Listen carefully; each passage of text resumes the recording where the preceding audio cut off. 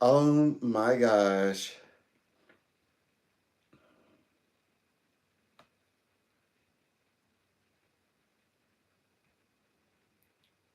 Mm-hmm. I picked up on, ooh, I went out this morning to go grab coffee and I picked up psychic vibrations concerning the economy. Oh yeah. And then I walked right into the conversation energetically and people were like, asking me what I do. They're having questions about the economy. I'm like, oh my gosh. And I told them, I said, I am. He said, you're not a telemarketer or something. Like, no, no, no, I'm worse. I'm a psychic, a phone psychic, moreover. Yeah, I'm a phone psychic. So I give the wise advice. Yeah. So they're just gonna have to like snap out of it. I think that they sometimes, you know, they want they I think they see me as different, doing different work than my calling. But anyways, oh yes, I'm here to talk about the age of Capricorn into age of Aquarius. That's the symbolism of the thumbnail. The thumbnail represents it's like it explains why humanity is has moved into the new, particularly in the new direction. It's a beautiful direction though, and one which we needed to traverse, and we are. We are in a beautiful time, and we're gonna be fine. We're gonna be just fine. One thing is so brilliant about this time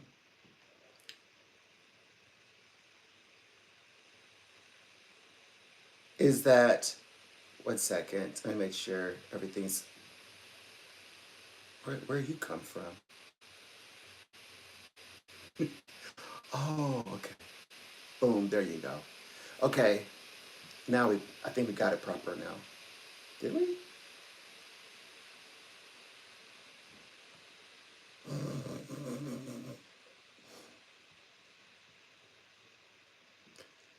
Let me get to where I'm trying to get to first. Bananas.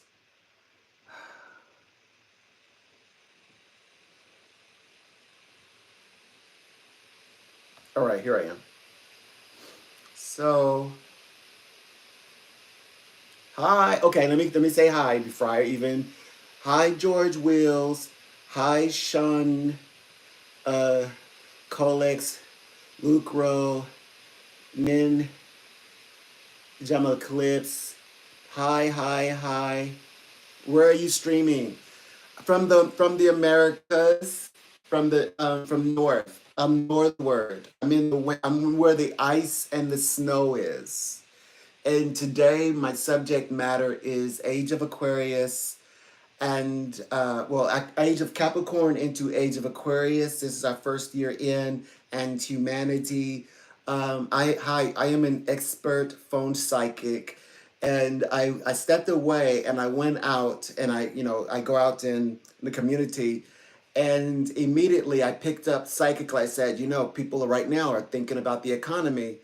I don't know where you all are from, but in the West, people are thinking, we're about to, our powers are about to change, our governmental powers are changing. So people are contemplating the economy at this time. And the person said, "Oh, I feel sorry for him," and I was like, "Yes, he has to work outside." I talk about the snow, but actually the weather's quite nice at the moment. It's really nice actually. And I said, "Oh, isn't that?" I was like, "Isn't? Oh, yeah, isn't that nice?" That was my return. What I said, "Hey, I feel sorry for me. He has to work outside." I said, "Yeah, isn't that nice?" Yeah. And I was like, yeah, yeah, I remember those days. And he's like, well, what are you, a telemarketer? I was like, no, I'm worse. I'm a phone psych. I'm a psychic, a phone psychic. I know people don't like psychics, but yes, people still call us and people still believe in us. Yes, they still call. So that's what I do. And so, I am when I say I am an expert, I mean I honed my talents in the tarot cards, astrology, wisdom, metaphysics. I even give practical advice. So I safeguard spirituality. Sometimes every now and then, I get like people who are on, more, I guess, religious, and I, give them understanding, in context to things, because sometimes, yes, people can be, religious, but they're also making just like real earth, like world decisions, personal decisions, and sometimes they just feel conflicted. And so I help them through that, through those times. So that's what I do. And so I actually have been going live to share some of the things that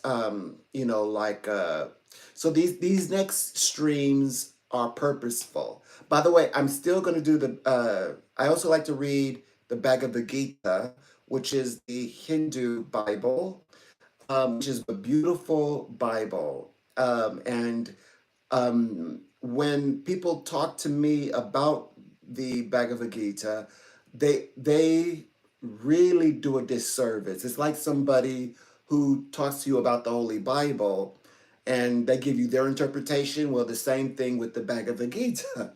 The Bhagavad Gita is most excellent to be read by you. If you can, and if you enjoy, mysteries and scriptures of the world, I encourage you. In fact, I believe if you are Christian, if you're more like, if excuse me, I should word it like this: if you are monotheistic, you should read the Bhagavad Gita. The Bhagavad Gita, what people don't know is that is a monotheistic book. I'm not saying Hindu religion as a whole is not monotheistic, but the Bhagavad Gita is monotheistic, a 1,000%. In fact, the Bhagavad Gita, of course, like 500 plus uh, centuries. So, or 500 years, excuse me, 500 years before BC. So 5 centuries. Well, I think they said 500, if I'm not mistaken. I mean 2000. No, okay, I got it right. 5,000 BC, and it sounds like there's a correlation, like there's an elevation of information that humanity is now it's Abrahamic. So yeah, it's like if if the Holy Scriptures today had its roots, I'm telling you, Bhagavad Gita played a major role. And in fact, the Bhagavad Gita, besides the Bible, are the only books that I know of that actually tackle real social issues. So, and it talks about science, and everything metaphysical that you think of. I don't want to be religious. I want to be metaphysical. This is where they got the information. They got it from the Bhagavad Gita. So that's why I love reading the Bhagavad Gita because I'm in the profession of metaphysical sciences. I even hold a degree, and I'm like, oh, this is where they got the information. They just said here, here, here. They got it from here, and I mean, and they're in shameless because the way that they spell, capitalize, even what the meaning, the spiritual meaning behind what the words mean. The Bhagavad Gita, they just should have told me, here, read the Bhagavad Gita. They just should have told me that. So I stumbled across it, fell in love with the book, and now I read it. I read it. I read it the way that I would read any holy text. If I were reading the Bible, I'm reading the Bhagavad Gita the same way. Yeah, that's what I do. Oh yeah, and so far as the stream is going to get far greater, far better, because I'm going to make definitely making some improvements. I kind of learned how to stream backwards. Like I would come in and I would have all the bells and whistles, and I could bring up my lower third and change out videos and do all kind of things. And then and then little by little I just began to just go live. I was going horizontal. Now you can tell, now I go vertical. Now I'm vertical streaming. So I reduce it all the way to the bottom. And so, but I can always bring in, like if I want to do a special, maybe do a special live. Yeah, I know how to do all of that. Absolutely. I'm working diligently, to perfect the experience for you all. Um, I'm not yet able to access all YouTube's features, so that's why I said, you know what? Let me just do the basic, because I did it. I was doing the all, like, right, and I can't even access the all of the features of YouTube. So I said, well, let me just go live. Let me slow it down a bit, go live, and discuss more of what I do. Because I would come in here with all the bells and whistles, and then on the top of that, then I'm saying metaphysics and quantum leaping, and I'm a psychic and world class, and I work for the top companies, and it's just a little. I come to realize it's a little much. Like, slow it down. Let people let people discover. Now, I only want one channel. I know you. I mean, I have enough. Sort of, I guess, interest that I could have more than one channel. But I'm hoping that I can get, like, very early, start having all of the parts that make me me, that make me psychic, and a expert in my expertise, right here on this channel. So people don't have to go looking for over here for that. I want a little bit over there. No, I'll just carefully, sort of like section off those people are interested in, because some people don't need a reading, right? Some people just want to talk with me. So right? So some people, whether if you are not even interested at all, maybe just like the energy, that's fine. But I deal in, of course, all of metaphysics would be one section, spirituality, one section, the religious texts, that's one section, like the Bhagavad Gita, the Bibles of the world, etc. Of course, all of the psychic stuff, and then I have aspects that, because I cannot access all of the features of YouTube yet, things I have not even discussed with you all. But I also love talking about, what I'm talking about kind of like now, more like, what's going on in the world. So I like to make world psychic predictions. And I'm telling you, when I make world psychic predictions, they're going to use words or that I'm using, but yes, you'll be reading about it in less than 24 hours. So well, if I don't know if you follow my my psychic prophecies, my predictions, but oh yes, I do record those, and I don't take anything down, and I don't need to. Like, for example, there's a famous pastor of a mega church. His name is T.D. Jakes, and people were waiting for him to be taken to court. And then I did a video that said, actually, T.D. Jakes is protected from the courthouse, and the only way he goes to court if he takes himself to court. That's what the whole stream was about. and now he's taking people to court. That's one prediction. I've also predicted Bitcoin. I said Bitcoin will drive the market, and now it's almost close to to I believe I believe it's $100,000, and people are saying that it couldn't get to 100,000. So now let's check up on it. Yeah, I've made predictions about Bitcoin. Yep. Mm-hmm. So very true. And yeah, lots of predictions. I have. I'm forever in a day. I talk about Ukraine. Sometimes I like to read like articles. Like I'll read the headline, and then I'll say, "Ooh, that'd be a great article to read during a live." So I will like that I tend to read the articles that are relevant to what I'm psychically interested in. So, sometimes like during while I'm reading, I'm also doing psychic work. Yes, and I'm doing this live right in front of you. There's another aspect is that okay, so because I am a professional psychic and I'm linked with, of course, top companies, um, people do call me while I'm live.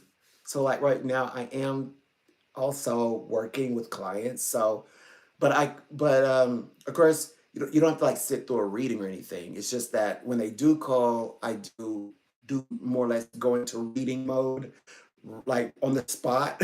So, but it's not like you're like listening to psychic readings. No, that's not this. That's not, at least that's not for now.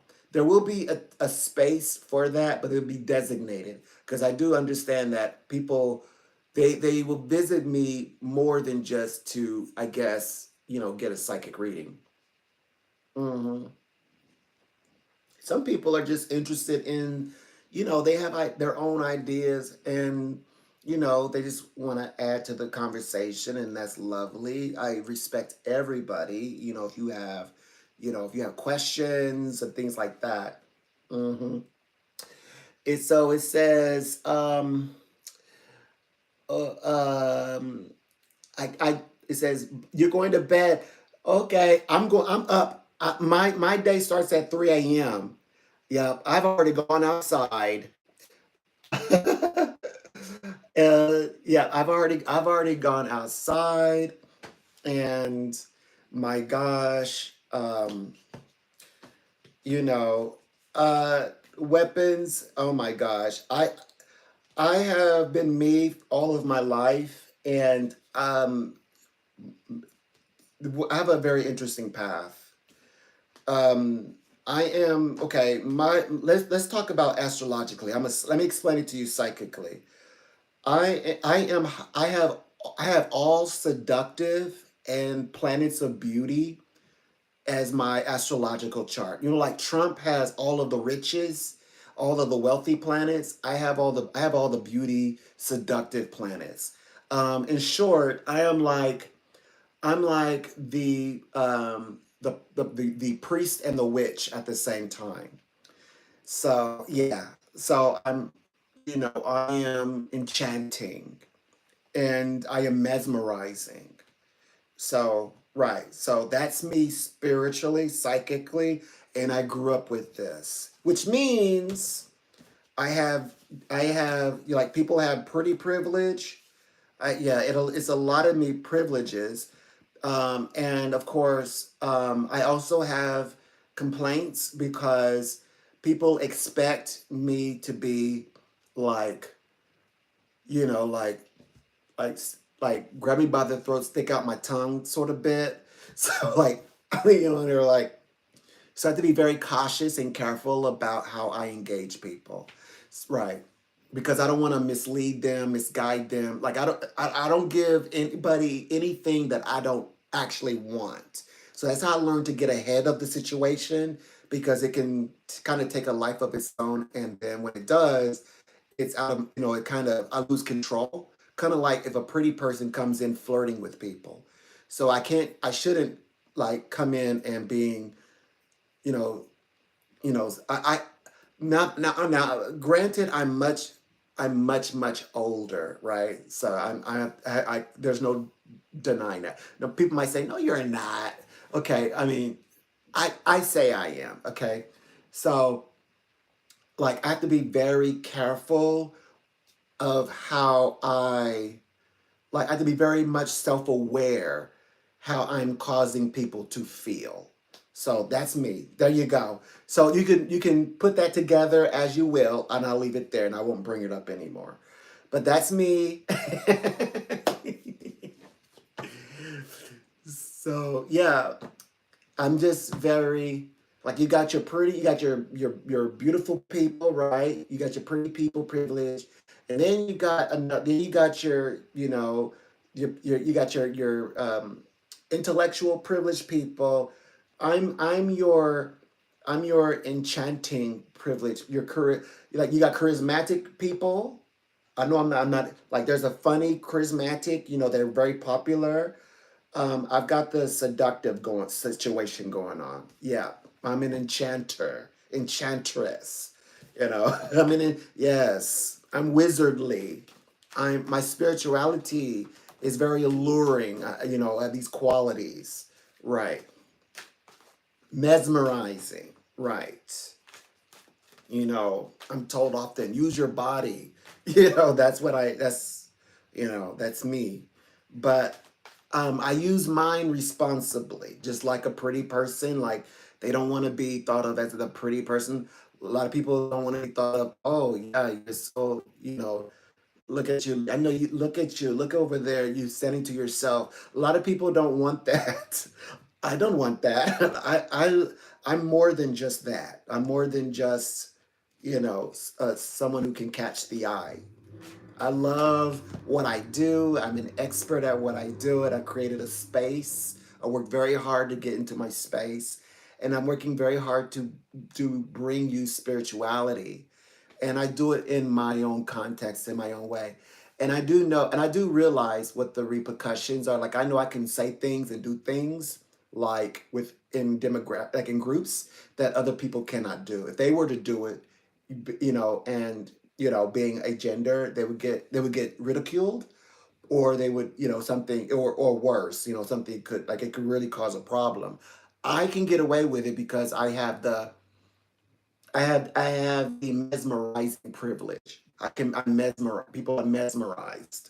So like pretty people can, like a pretty person could walk up and give random people a hug, but I might do it and people might be repelled. People might say, "Oh no, no, no, that's not you. Stay in your lane. Don't do that." Like that. So it's kind of like that. I can get away with people let me get away with things that typically where you read your or somebody is on social media somewhere describing they just had a horrific experience and all they were trying to be it was nice.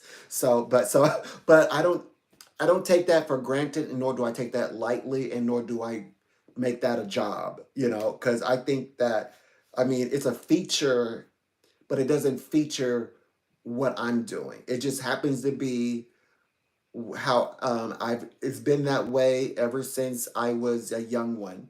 So yeah, and it has a lot of me special privileges, especially like first impression type privileges. First impression.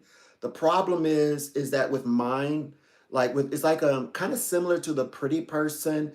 A pretty person, right, shows you attention in the beginning. Then that pretty person has to continue the persona, but the personage. They have to continue to carry on with the story.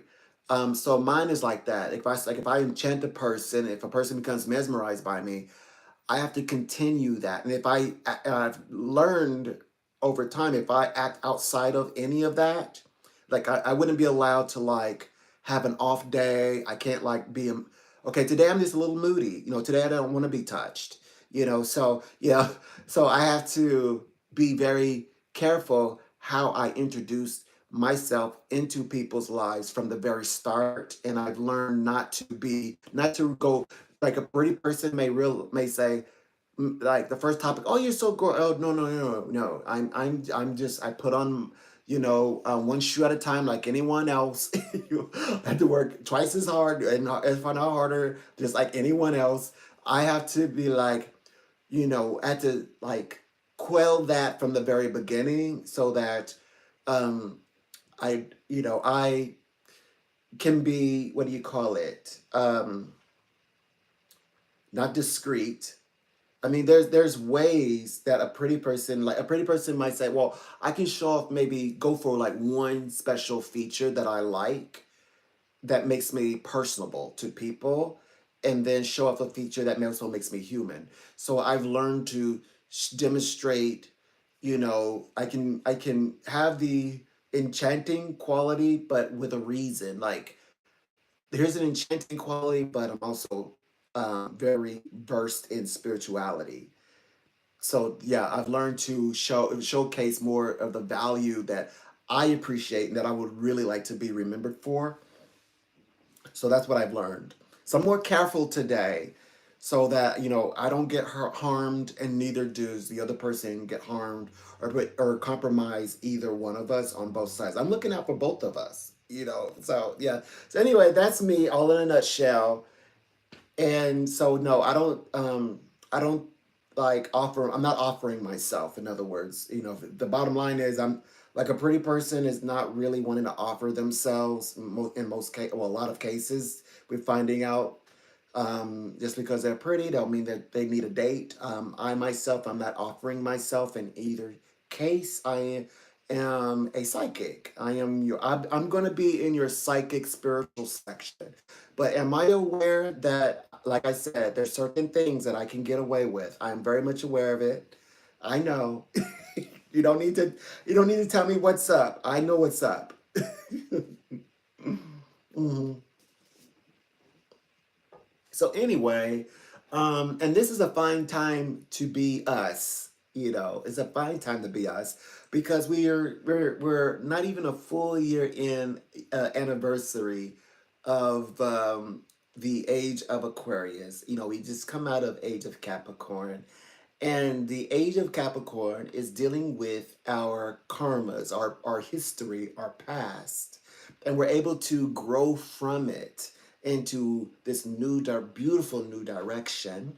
And also, we're operating on a higher consciousness. Some people call it, the great consciousness, or the higher consciousness, or the Christ consciousness. Higher consciousness, if is the metaphysical, so that you don't have to say Christ necessarily. But when they use that, what they're implying is that, not that everyone is becoming saints, but rather that everyone is still exciting and fun and wild, and also, but having the ability to understand, information, without having to play it out like in 2D. So rather than with a 2D mindset, we actually can ponder what information that we are meant to act on. Meaning, okay, so for an example, there's when you speak of karma, let's say that there's a war going on, and you say, well, it doesn't matter who's the bad guy. Both could be in the wrong, right? Or maybe there is a bad guy and maybe there's a good guy. But then it becomes, well, what about the soldiers? Do they get the karma, or does the person who's giving the command get the karma? So it's that conversation. Like, who gets the bad karma? Because you got the soldier saying, "Hey, I was just following orders," and then you got the other one, the commander saying, "Well, I'm giving the orders." Is that the one who gets all the karma? Who knows? Who knows? And if the way they would describe it, if the soldiers, right, who are following orders, or people who are following orders, is doing what the information is telling them to do, they would get something called a karma, which is AKARMA. That means no action rendered. That means they have no responsibility for the action. And that's not true, though, because they do hold responsibility for the action. So, of course, but there is such thing as, karma. Our karma means no detachment, and that's what you want. You want no attachment to good karma or bad karma, because karma means you still have work to do.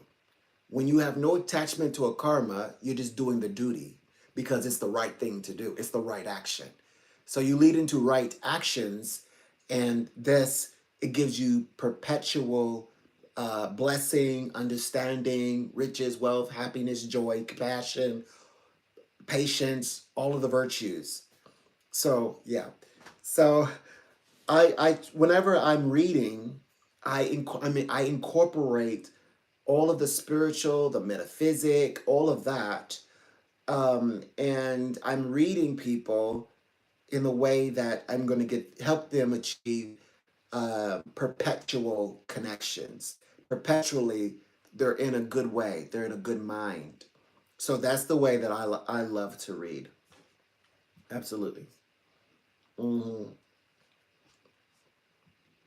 Like I help to uplift people to where they have long-term success, where they're contacting me and saying, wow, I remember talking with you 6 years ago, and I didn't even know what profession that I am in today until you talked about it in our psychic reading. And then they'll remind me where I was, the name I was under at the time, because we choose stage names. And then I'm like, oh, I do remember. And then people have contacted me outside of the industry. Like they've, contacted me through my social medias and say, hey, I remember you, by the name of, you're with this such and such company. You read for me before. Is there any way that I can get a reading from you? So yes. So I make it my highest habit to try and, I guess, help people um, get to a place where when they look back having read with me, that their lives is impacted in such a major way that it's almost next to there's no way they could go back to the old way, to the old life, to the uncertainties of the past. Mm-hmm. I love to focus on the future, because that's what, as I say, well, what kind of psychic are you? There are many kinds. There are empathic psychics, there are mediums. I predict the future. I predict the future. I have the capacity to do the, people want me to, of course, that goes along with being seductive. People do want me to be empathic, but, and they also want me to do the whole talk to the dead, do mediumship, seductive. But I find it best that I like to work with people in the now, and to get them thinking in the realm of success. And I find that the readings where I honing in that space, my skills and abilities, people thrive there. People are thriving there. So that's what, so I kind of push back. I mean, if I'm going to go into it, like, you would never ask me. I would just simply end up doing it. And I would provide the information to you so in a subtle way that you would have to like really squint. It's like, did you just contact somebody from the other side for me? Or, wow, you're kind of empathic. You're insightful. But you would never out, like, and if you were to say, like, are you an empath? Or if you were to say, are you giving me an empathic reading? Or if you were to say, um, so, anything about the dead, I would easily be able to say, well, this is what I'm saying. I'm saying that right now you have the power, and with this information that I'm giving you, to actualize the choices right before you, and you can do it even as you was we're speaking right now. So I don't allow people to linger too long in that space, right? So that's how I virtually do it. Like, if I was with around people in person, I immediately start taking over my environment immediately, because if they find that on the street, right? Live in my life. If I allow people to linger too far much, they get too comfortable with me way too quick, and they open up to me way too fast, and they also give themselves over way like so fast, right? So in to combat that, because when they do that, they're expecting for myself to participate. So I have to be very, like I'll go, in other words, I say, well, like keep everything in lock in place. Keep everything in lock in place. Like, don't show me anything. Don't show me anything. Or the way like conversation starts to go in different directions, I start guiding it back, and I start like implanting, words in, like grounding words. Like people start to speak in the air and start creating fantasy. I start deliberately planting concrete grounding words. Like, so eventually they'll say, it's like, well, I say, I like you. You're a nice person. And say, well, you actually said this. So yeah, yeah. I'm like, oh, now I know why I said it. If it meant that, if it impacted you that much, I know why I said it. You were gonna like go into some realm that I'd never consented to, and I don't want that. Now, granted, now remember, if the roles were turned and let's say I did that, that would make I would be out of step. So that's the thing. Yes. So you have to be very careful, because the way that people engage me, I am in normality am not permitted to engage them in that way. So it's more like a dynamic of submissiveness and leverage. So yeah. Anyway, so I'm always very careful of how I implement empathic type style reading, especially if I'm dealing with people in person. Obviously, I have to be even more diligent.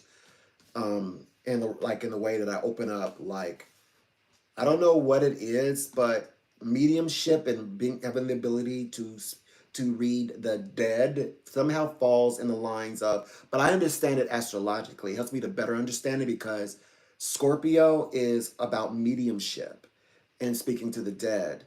Pluto is a planet of wealth, riches, and the dead hold secrets. So Pluto is also the planet that is of the banking institutions and represents money, right, and riches and wealth and hidden wealth and riches, and other people's inheritance and secret inheritance and riches you haven't even seen yet before, and which is a symbol that is utilized to represent the age of Aquarius. Is a very important planet. And people also get the retrogrades wrong as well. Retrograde doesn't mean that things are going to go awry. It just means that things are going to move slow enough so that you can see what you're meant to do, like in details.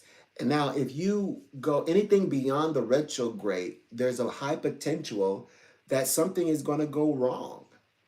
Something's going to go wrong with whatever it is. If it's your car, if it's your computer, if it's your accounts, if it's your conversations with someone on a sensitive subject, maybe it's with a companion. If you keep putting it off beyond going beyond the retrograde, it's at risk of just clunking out on you. And then there's no repair. You got to get a new one, a new of what, or get it replaced, or just outright like, okay, now I've got to get it fixed.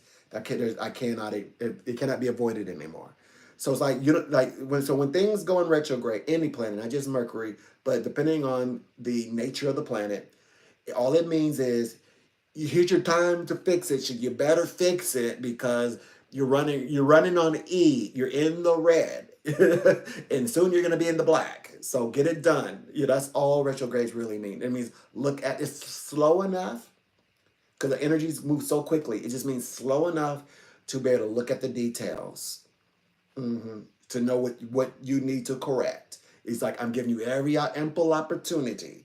That's what retrogrades mean in any context for like the planets, because Mercury is not the only planet that enters retrograde. Other planets, even like the big ones, the only ones that really don't retrograde is like the sun, the moon. They say Venus doesn't retrograde. Yeah, I've actually seen Venus retrograde. I wouldn't have believed it if I'd signed it because the books say Venus doesn't retrograde. It isn't. She doesn't retrograde for very long, but yeah, she even Venus retrogrades, and but very rare. She's quick. She's a quick one as well. The moon definitely. I've never seen the moon retrograde. I don't believe the moon retrogrades. The sun, I don't believe the sun retrogrades. I've never seen the sun retrograde, but definitely everything else has. Mm-hmm. Mm-hmm. Yeah. You're more likely, of course, to hear of Mercury retrograde than Venus retrograde, most importantly, let alone any other planets that retrograde. And by the way, other planets retrograde just as frequent as Mercury retrogrades. Jupiter retrogrades, Pluto retrogrades, Neptune retrogrades, Saturn retrogrades, Mars retrogrades, just as frequent, as a Mercury retrograde. But no one really talks about those. And when they do retrograde, they tend to even retrograde at the same time. Sometimes you'll have like a few different planets in retrograde, not just one. Hold on. Let me see. Let me see. Let's see. Let's see if I can draw this up to give an example of. Okay. Yes. So right now, Neptune's in retrograde, Uranus is in retrograde, Jupiter is in retrograde, and Mercury's in retrograde. Everybody's going to talk about Mercury retrograde. It's like a low-hanging fruit. But there's actually three other planets in retrograde. So total four planets are in retrograde. Four major planets right now in retrograde. So there you go. Just some knowledge. And um, Mercury does also Mercury deals in the channeling of money, like the way that money flows, like transactions. It's money and currency, but as it's flowing. So that's what Mercury deals with. So it would be like a medium, right? Like okay, you got your Ouija board, then you got that is your medium in which you're contacting. There's a transaction with the dead. That's pretty much explains Mercury's connection, communication, and the crossroads with Pluto, who is Hades. Let's not forget the underworld. When you think Pluto, that's the planet for Hades. In the the Trinity in that mystery. You've got Zeus and of the heavens. You've got Neptune, Poseidon of the oceans, of the deep watery deeps, and then you've got Hades of the underworld. So, yeah, and then they intersect each other. So anyway, the things that are buried, right? Wealth and riches, all of that's in Hades' realm. But people somehow distinguish a lot of the times, they only look towards the occultic aspect of Pluto or the mysteries or the toxicity that sign begets, with people keeping secrets and gossip and scandal. That very rare do they go like people say, look, let us look at this like from a practical view. What is really the sign when it comes to the world? Yes, your money, other people's money, more specifically, the way that you're dealing with your money, and then the scandal comes later, and then the scandal.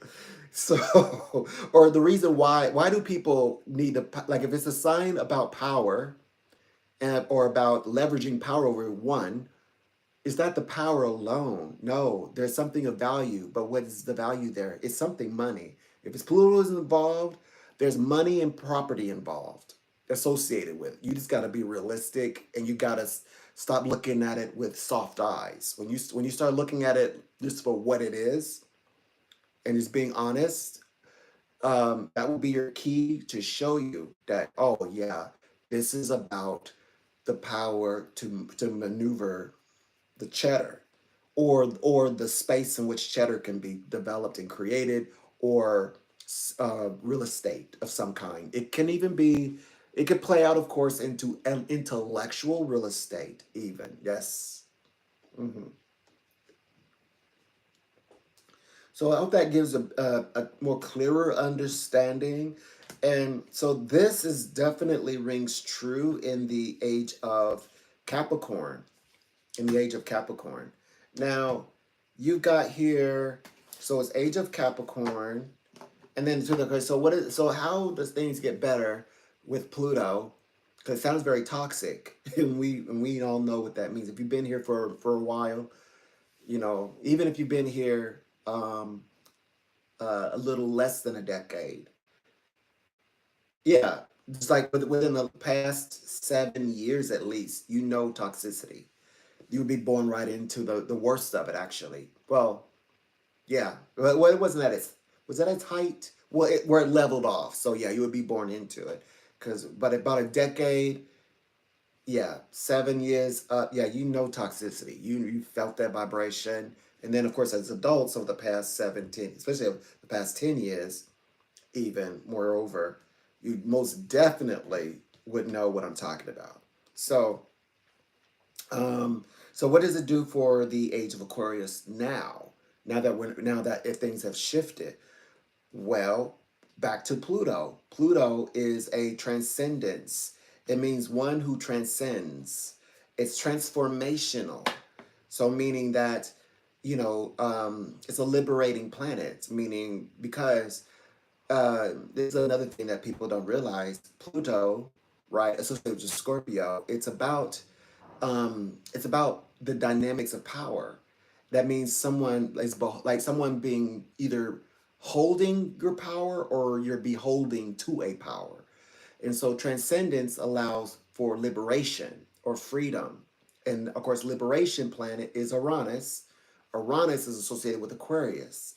Like we talk about Pluto in Aquarius, but we rarely talk about Uranus, the planet of Aquarius. Oh, yes, Uranus is the planet of freedom and revolution. So, and things like that.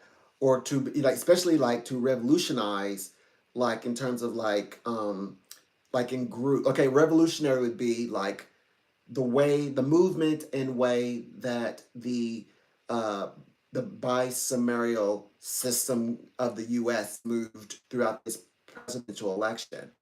That is the demonstration of definitely 1,000% age of Aquarius, Pluto in Aquarius, but most importantly, Uranus, the effects of Uranus to revolutionize in a direction towards even moving into the next journey, political journey, spiritual journey, which is a spiritual one, by the way. um and of course that is global. I'm just using this as as a very specific example. But of course these revolutions can happen all over the place, anywhere, and in different defining of what a government is, by the way. Yeah. So it could happen amongst, where it's, monarch. It could happen to where it's prime minister, presidents, obviously, and so forth, on and on and on. Um, and this transformation, which enters into, so, okay, so over the next few days, let me see, what is today's date? Because I'm following a very particular. Okay, it's the 26th. So, in so November 26th, it would have been Thursday. It would have been, I believe it's 1763. Okay, hold on. Let me see. Um,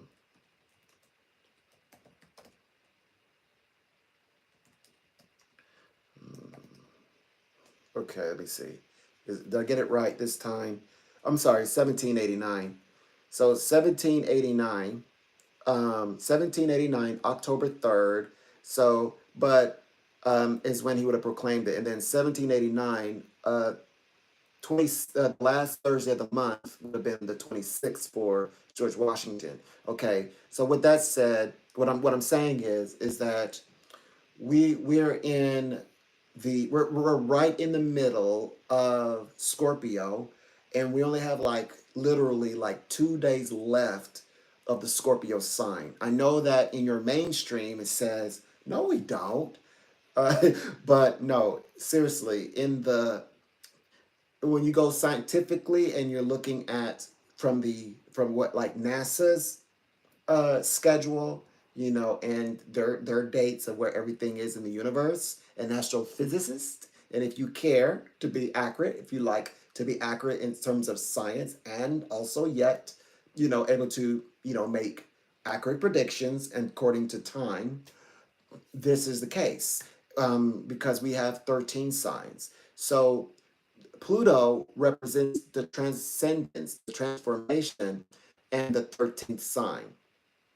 The 13th sign is a sign of like the healers, it's a sign that represents it was a the story goes that there's a doctor, he has a family, all his sons, and there was this very brilliant into medical field. It's also where we get the caduceus from, the medical symbol, right? We get it, this is where it comes from.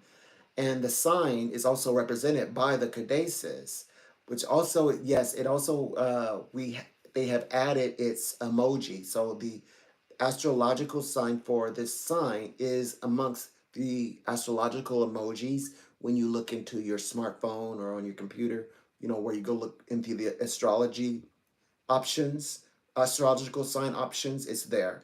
You'll find it. It looks like a U with a little swerve in the middle. What that is a person holding a serpent. It's a man basically holding a serpent, and one end holding the head of the serpent and the tail of the serpent. There is also, of course, in the Christian astrology that represents a Christ figure, whole, in control of information and how information affects the world, from the age, from like, especially like age of Aquarius, age of Capricorn, into age of Aquarius, which is information traveling as in a quantum speed, very fast, and also universally. And so that information and how it affects, and also correcting information as we are moving throughout this particular age of Aquarius. So that's the symbol. That's what it represents. So that means the 28th will be, if you're born 20, if you know anyone who's born like 29th and going forward, they are a ficus, not Scorpio. Right.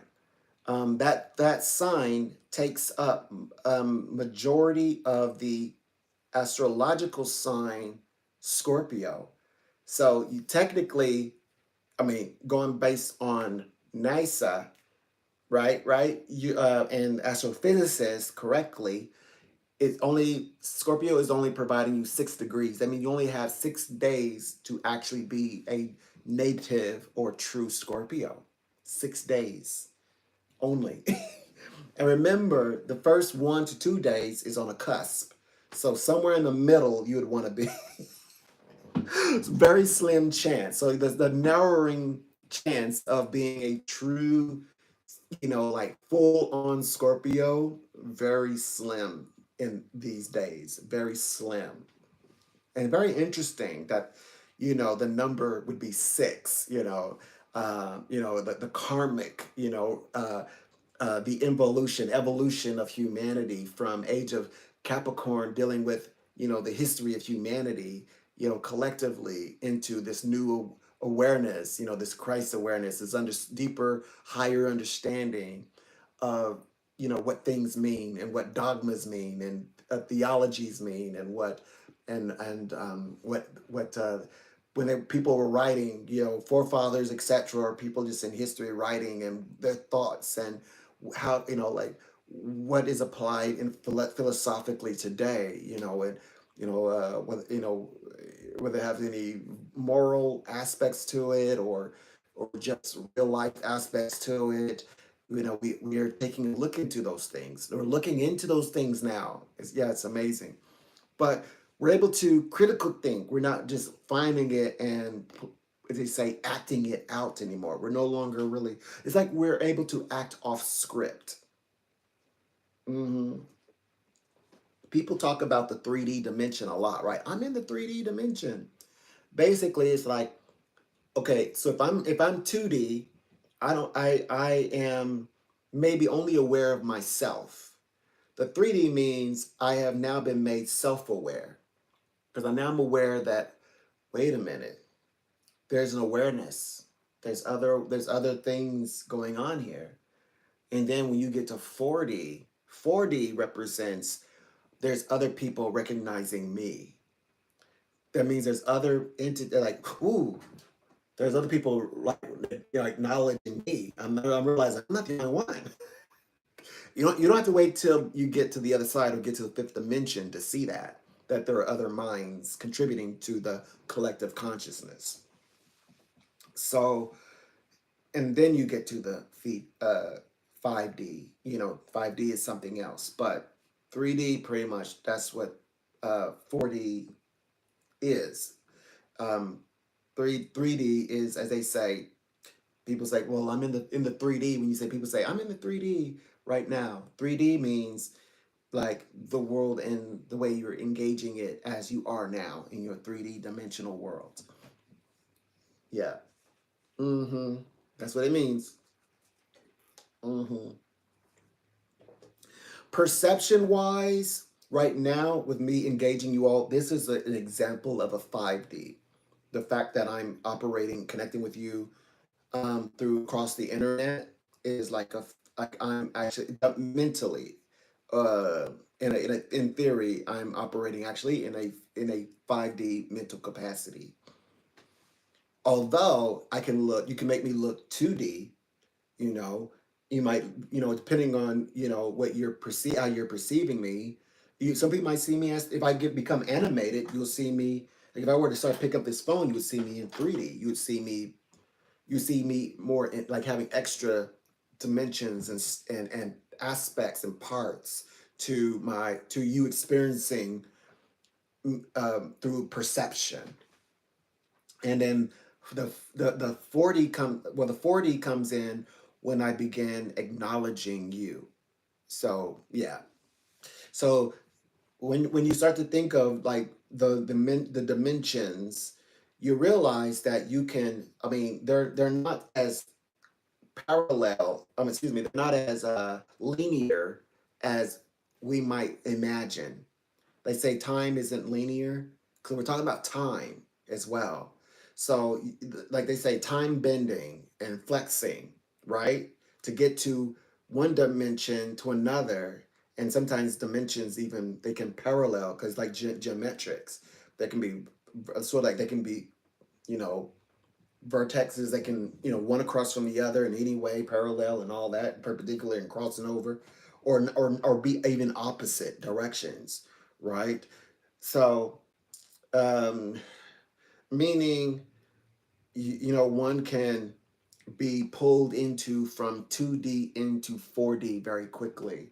For example, you could skip having to even consider the 3D. I mean, the 3D, when I say 3D isn't affected, but you can immediately be pushed into other dimensions and other dimensions skipped. Or a 1D, boom, now you're 3D. So yeah, so there's a lot of bending. So it's not, which proves more and more. So that's more like a metaphysical way of describing what science says, that time is not linear, like we the way we think of it, and the only way it becomes linear is we're dropping plots, which that's what I do when I'm making psychic predictions. Like if I make a psychic prediction, okay, so it's easy for you to say guesswork. I'm given, um, let's say, 10 options to plot in any order on a timeline, and that's what makes time linear, right? So now I've made a linear timeline. However, what makes it like, but that does not prove psychic ability. What makes it prove psychic ability is that you not only you have an infinite of what can be plotted and also an infinite number of ways in which in order to plot it. But you have to accurately do both.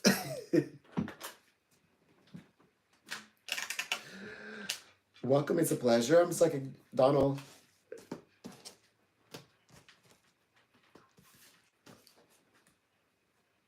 Okay. Sure.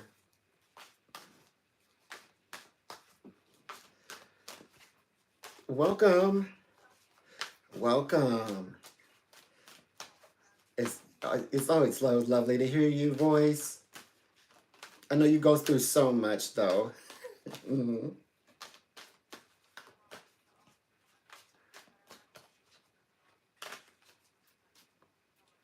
Mm-hmm.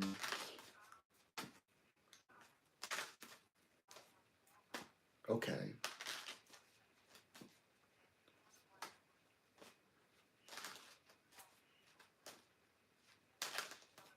Mm-hmm.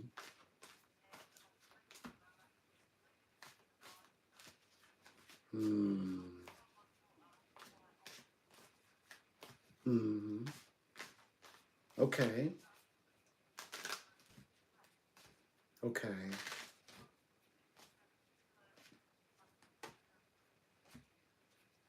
Mm-hmm. Okay.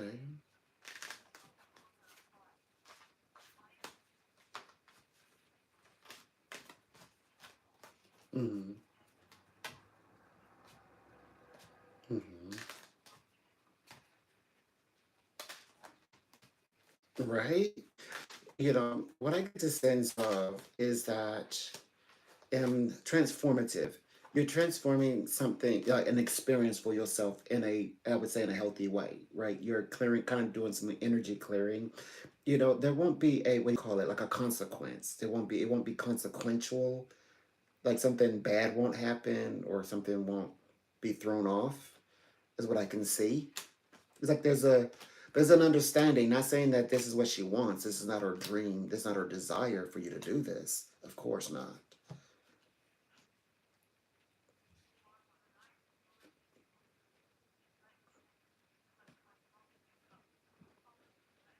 Hmm. Hmm.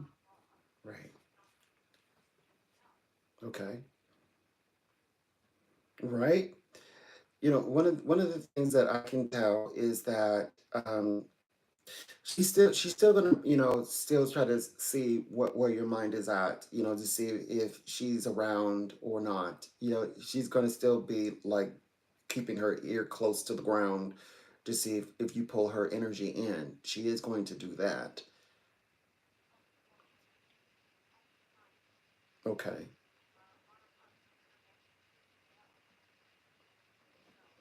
Mm-hmm. Right. Mm-hmm.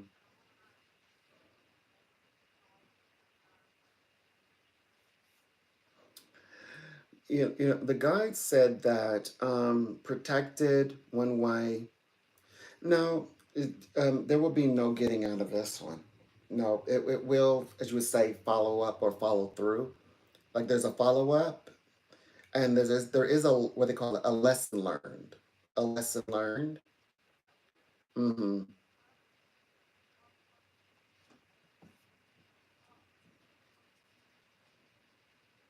Okay. Mm-hmm. Right. Okay.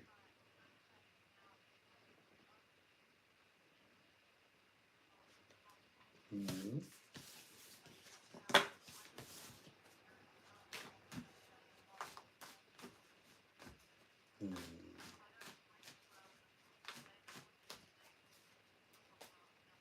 Mm-hmm.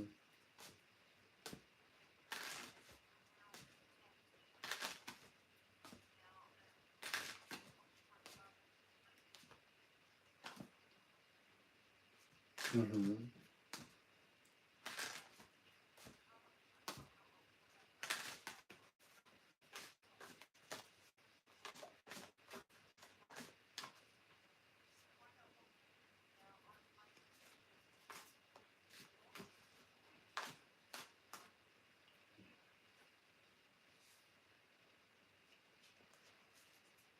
Mm-hmm.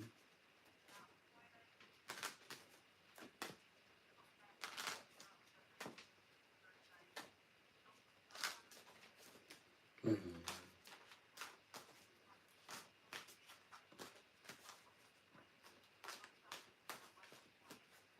Mm-hmm.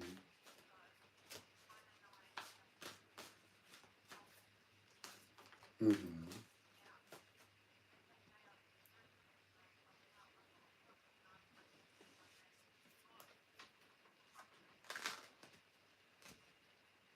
Mm-hmm.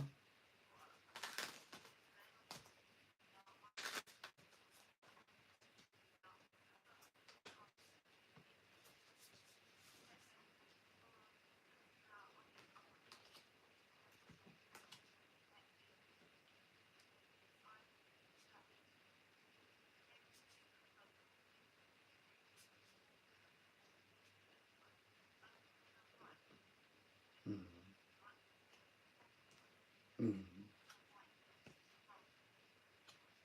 Mm-hmm. Mm-hmm.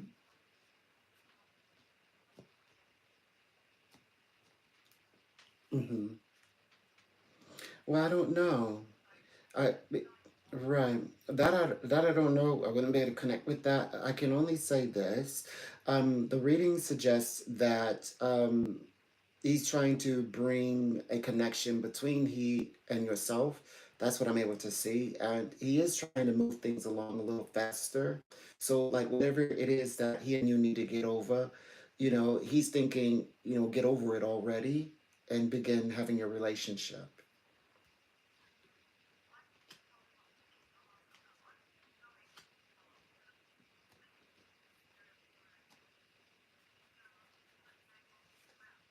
Mm, mm-hmm. Right.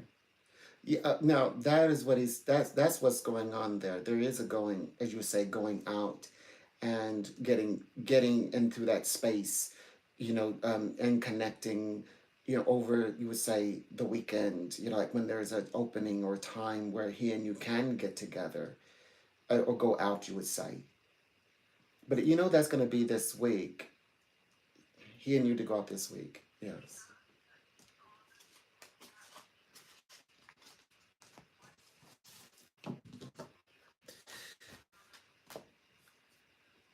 When he comes through the reading, he says that he just this is his way of saying that there isn't anybody else who you'd rather be with than him. That's what he's trying to say.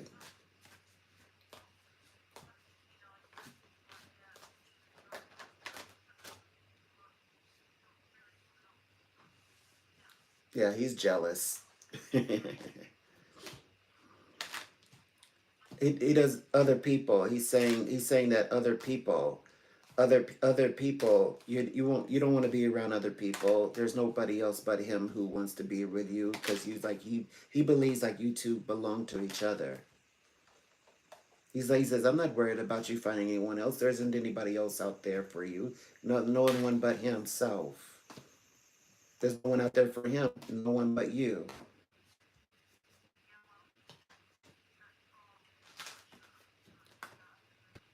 Hmm.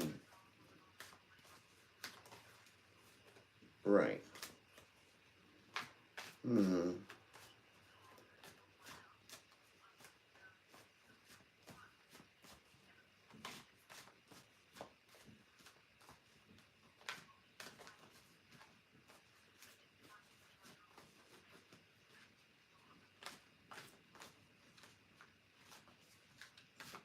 He and you just gonna have to connect. But he seems to want to go forward and make connections with you, um like a lot faster, not a little, a lot faster. And he's bypassing how you might be feeling. Like, if you feel like if there's something that's wrong, or things are off, he's bypassing that. He's like, get over it. I mean, that's just what it is. That's his true feelings.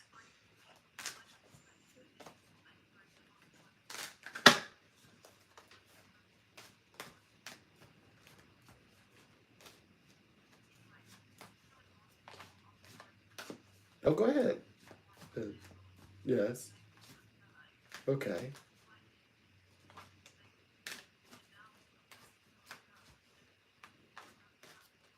Mm-hmm.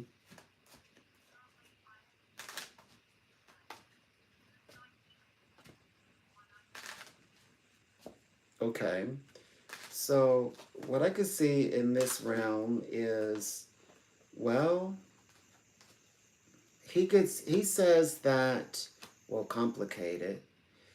Well, he's just thinking that he and you, I think he's frustrated because he thinks that he and you can be friends of some kind.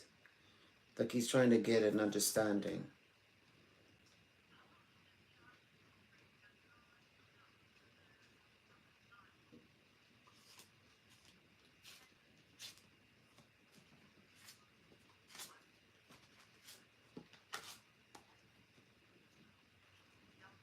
Right.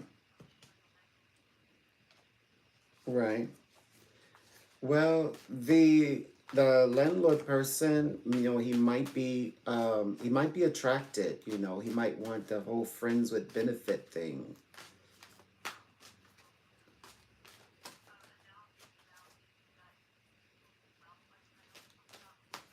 Okay. Mm-hmm.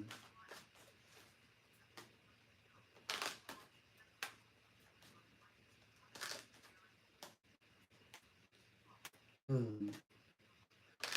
Mm, yeah, he's you gotta be, well, you're mindful. Now you know what he's about.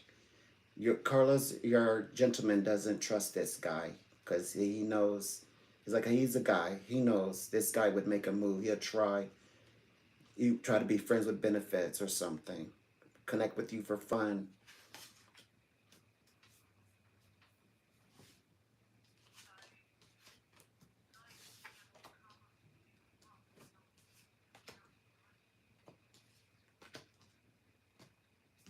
Well, it would be great if he and you go on a date.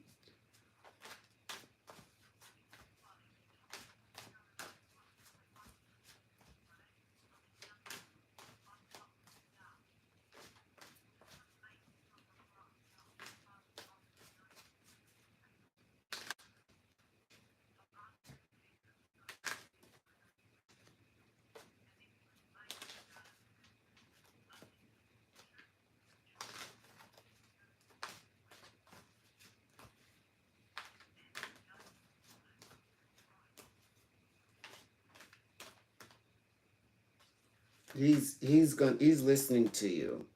He's absolutely listening to you, and he's going to be the one ultimately who you connect with and who you have conversations with and even move forward with. He is going to be right there. He's going to hear everything you're saying now. But well, and if you should do that, he's just going to be nearby. He's going to see if he can find his way back into your life. He won't go very far.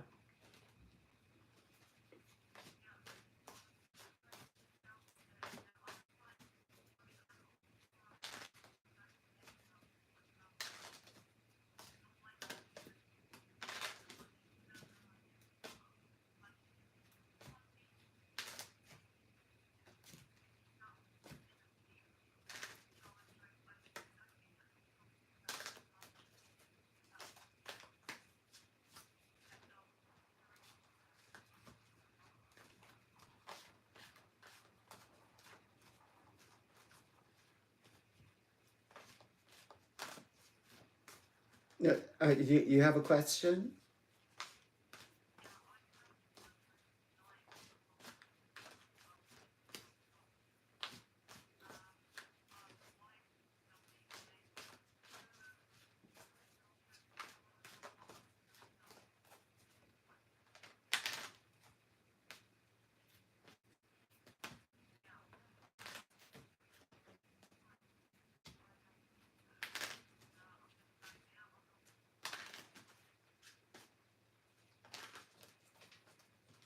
Uh, as long as he knows where you are, as long as he has some, like he can at least access you, he's gonna be just fine.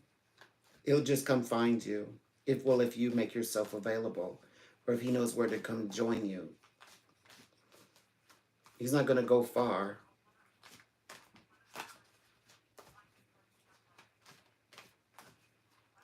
There you go. Mm-hmm. Right.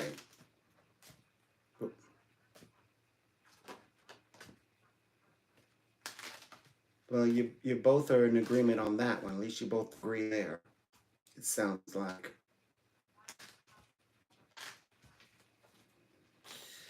Well, I get the sense that he just wants you to understand that there isn't anyone else out there for you but him.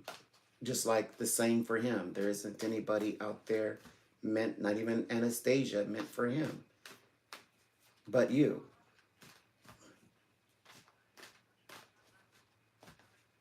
Mm-hmm.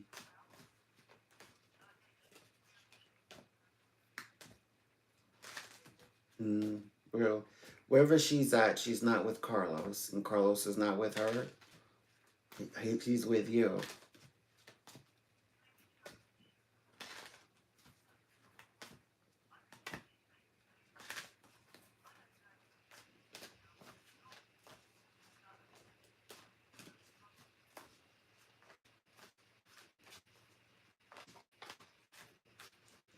Well, more importantly, today, there isn't anyone out there for him, and there's no one out there for you, and he knows it. He's telling you that as well.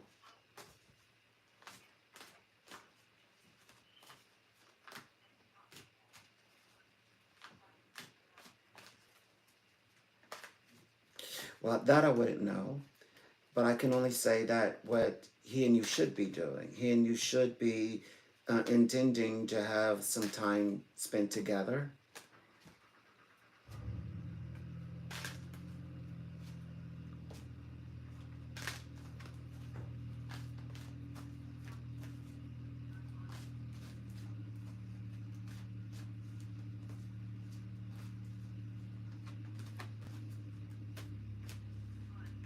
Okay.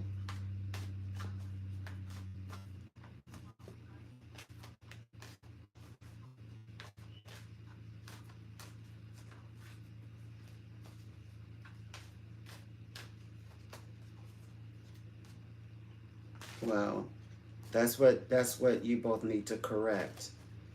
You both have to create a space where you two can always have each other there if the other one wants to be there next to the other. I know it's not always going to work out that way. Can't take him everywhere, but he does want that. It's like it's needed at this time. So something special. You two need to map out something special for yourselves.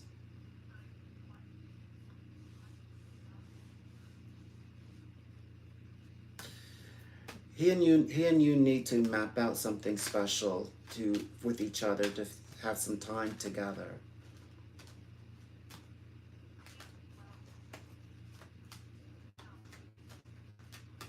Okay, good. That's a start.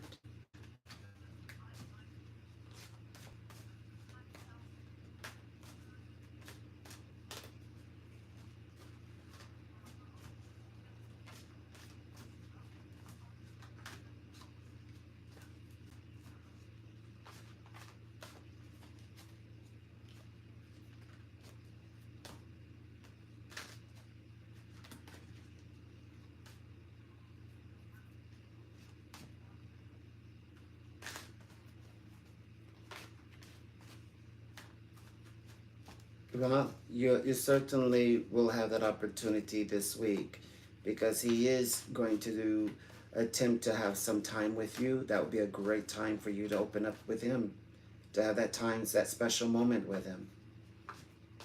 It'll help things out a little bit.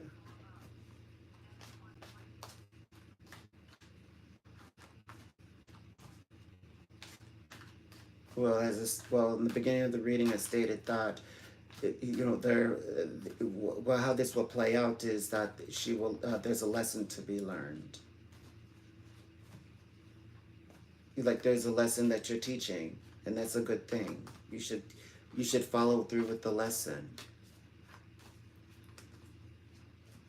In her mind, she's saying, well, there is no harm, no foul, but that's not the principle. So you're giving a teaching. It's gonna a teaching in which they're gonna follow up on.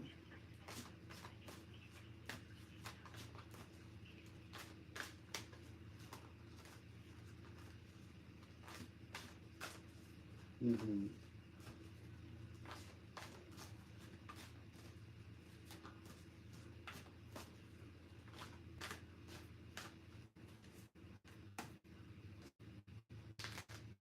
Mm-hmm.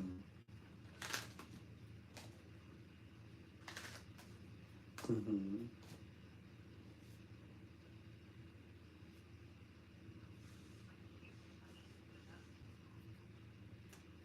Mm-hmm.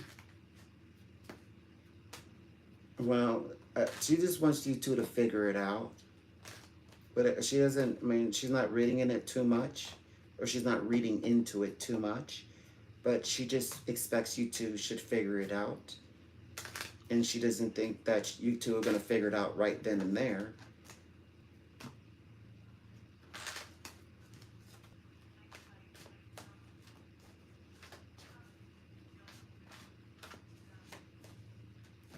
Right. Well, it's good that you actually arrived there today because this is letting you know that you can excel, and so you don't, in your anxiousness, make a wrong turn. No, you're exactly where you should be in this workspace. You come to work, and you're creating a space, and you're getting comfortable there. It's going to be good to you.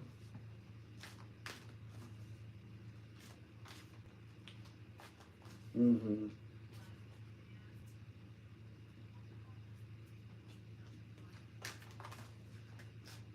For he's going to turn up, actually. Like when you, as you would say, over the period of time that you're going back and reconnect with him.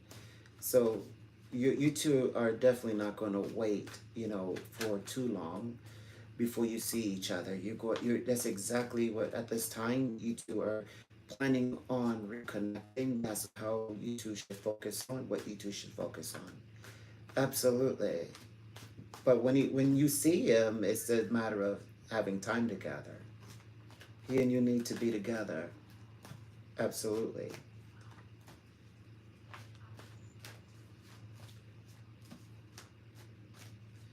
And so it'd be he and you making plans to go out and do something for yourselves as well. That's what that conversation is gonna go like. You two are gonna open up about that.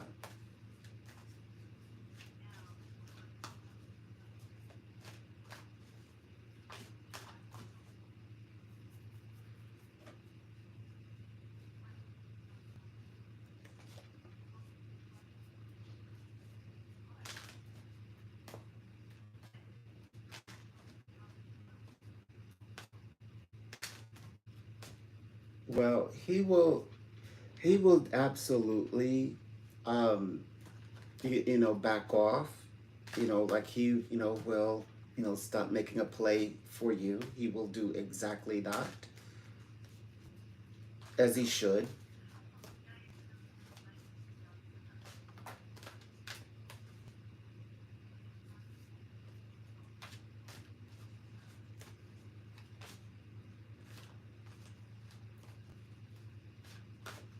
Uh, Definitely, Carlos will respect that. That's exactly how he sees you. He sees you not even interested in him anyway. That's a good thing. You're reassuring Carlos that you're not even interested in him anyway. That's good.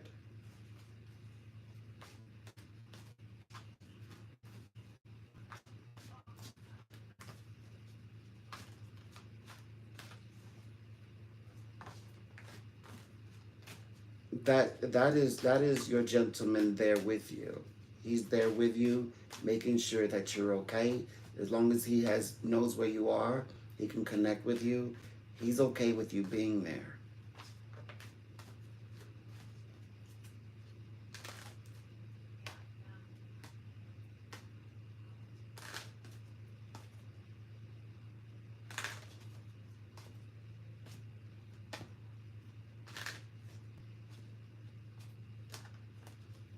And he and you are going to spend more time together. There you go.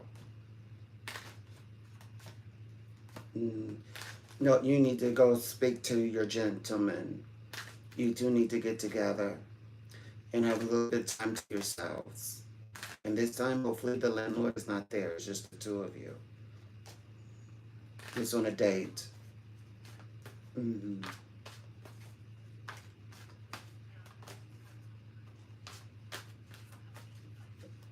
He and you are going to be just fine. And you'll continue having your connection and relationship.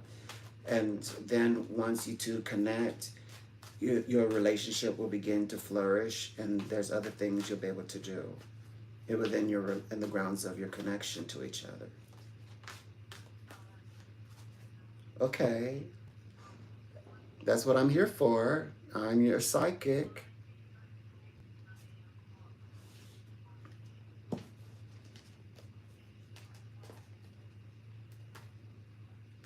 right?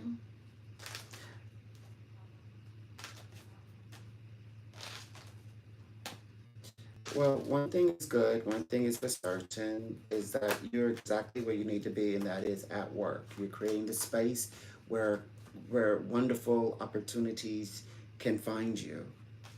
You don't need to leave that place. Like, right. Well, I get the sense that at the moment, your main focus should be just focusing on your gentleman. Like, get things right, get good with your gentleman first. Your Carlos. Get connected with him first before you close the door completely.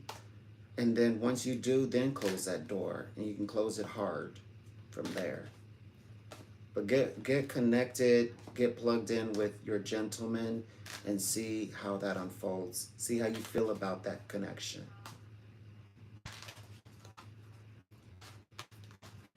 Right.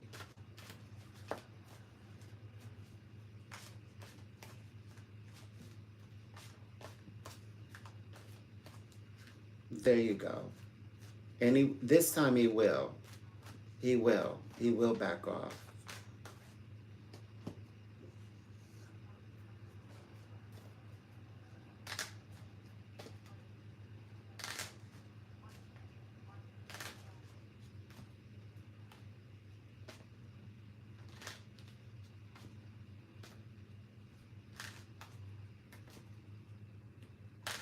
Carlos wants to be with you, and that's what he just wants to be only with you. That's your focus. That is your bullseye. Yes. There you go. Okay. Bye. Mm.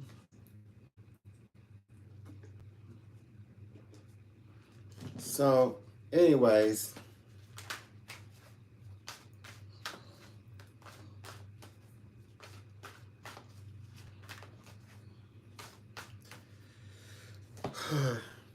we don't allow empathic readings.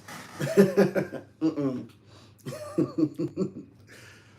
Mm-mm. See, that's what I'm talking about. I cannot be your. That's why I'm saying I get to be mesmerizing.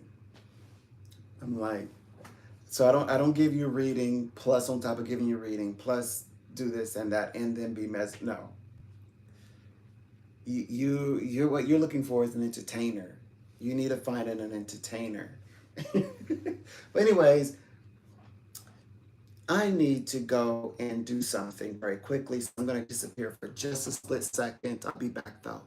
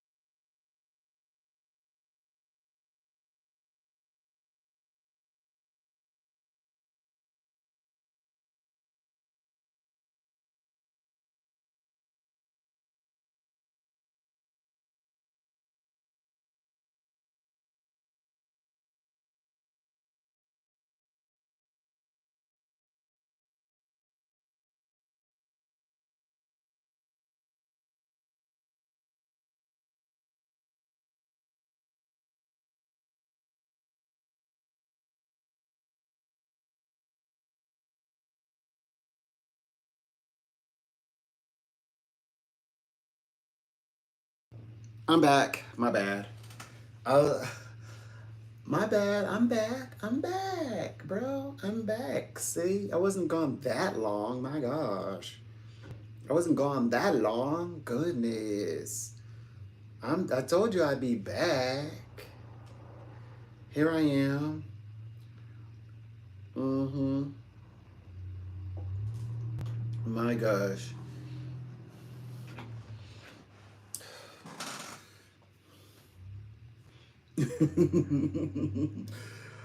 Oh gosh.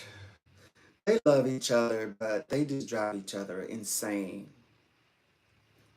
And see, that's the thing. When you're counseling, you know, like you get to make sense of everything well before, like everything is going to be scripted, right? And everything is discussed, what not to discuss, what's to discuss. In a psychic reading, everything is happening in real time. And it's like this unrealistic expectation that readings don't go wrong.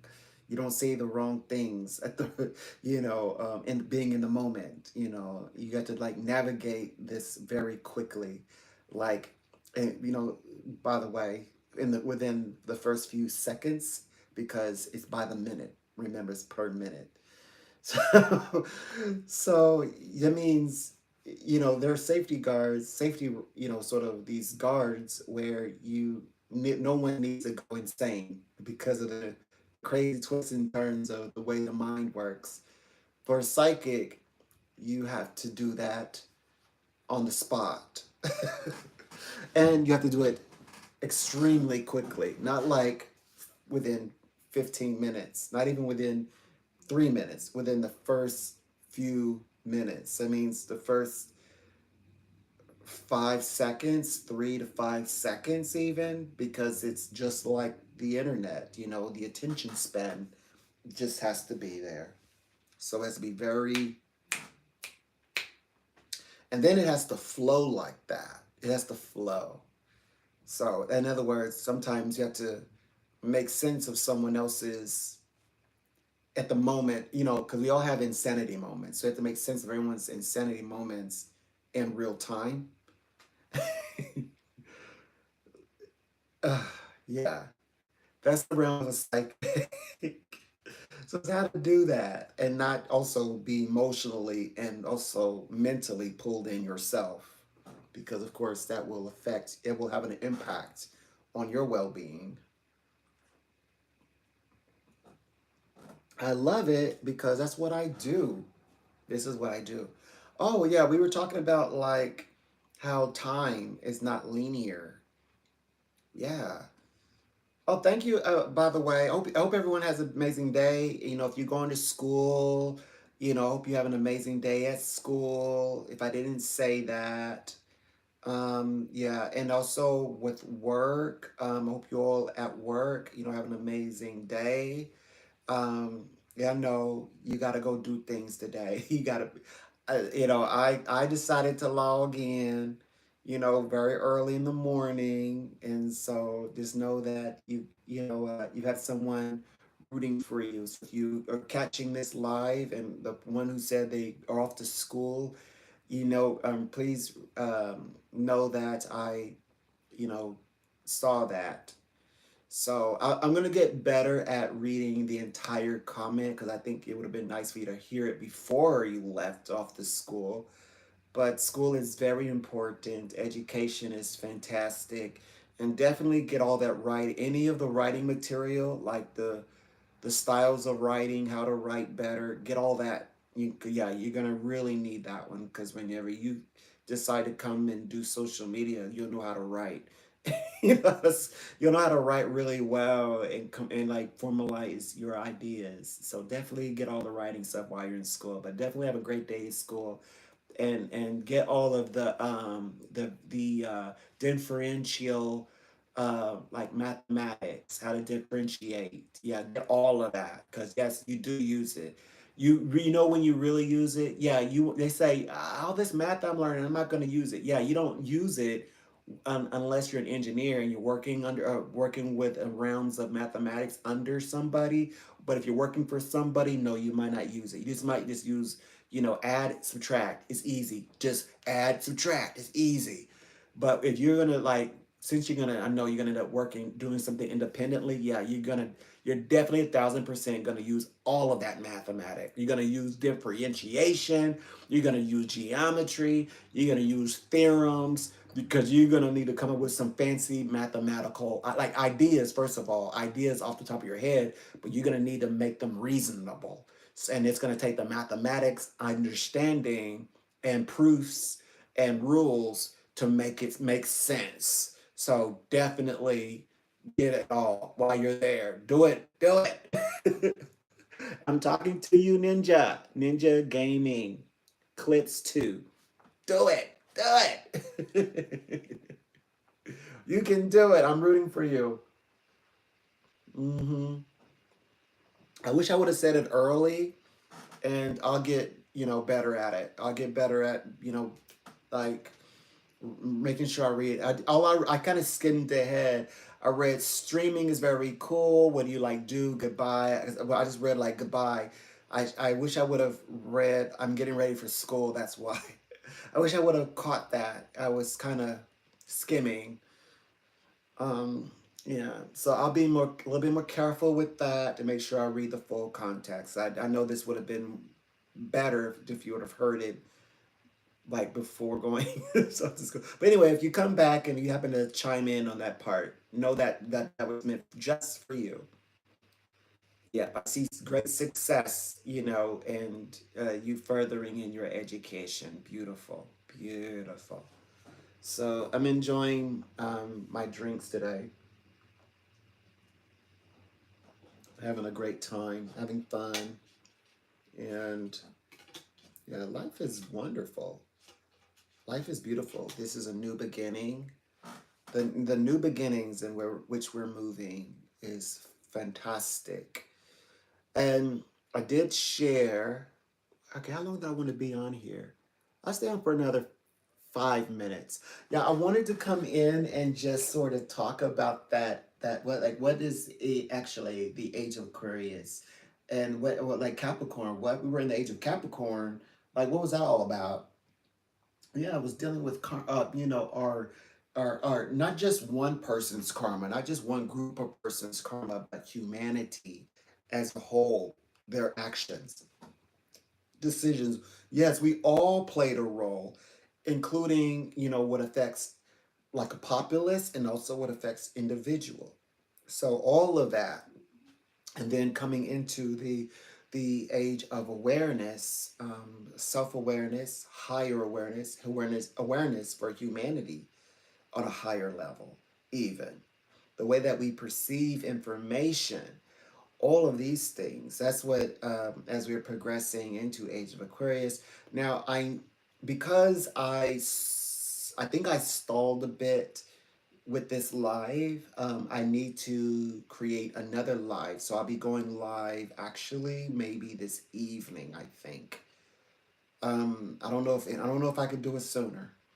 Because I was thinking, well, you could come in like around like a 10 or 11 and wrap up the day. But it's kind of running in close. I think yeah, today I'm supposed to have a meeting with a coach.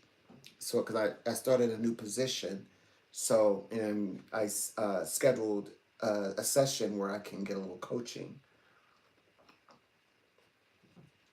I don't even know what questions to ask.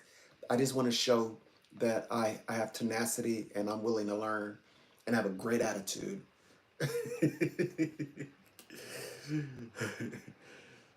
So that's what I'm showing. Let me see.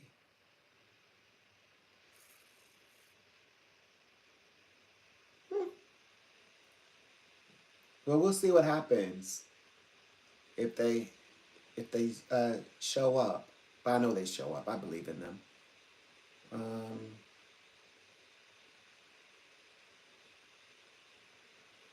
oh my. Oh, well. Okay. What is the Okay, we have 3 more minutes. What else? Okay, so in the final 3 minutes, what else can I share? Can I wrap up with the 3 minutes? Oh, okay. Well, I can talk a little bit about me. Well, thank you. I'm starting to get some traction. People are starting to visit. Leave some leave some statements here. You'll learn a little bit more about me. Um, I'm I am a psychic. So I'm your psychic. I am an expert at what I do. I'm within the professional arena. So I'm in the industry, and I like to sort of clear up things that are might be you say people description or definitions of certain terms that are in my for my industry that like tools that I use every single day, 'cause being that that's what I do. I'm an astrologer and I do it for a living, for example. So somebody talks about it and it's very general. I like to go into the depth and say, well, everything they said, but also a lot more. Here it is, so that you can have that information.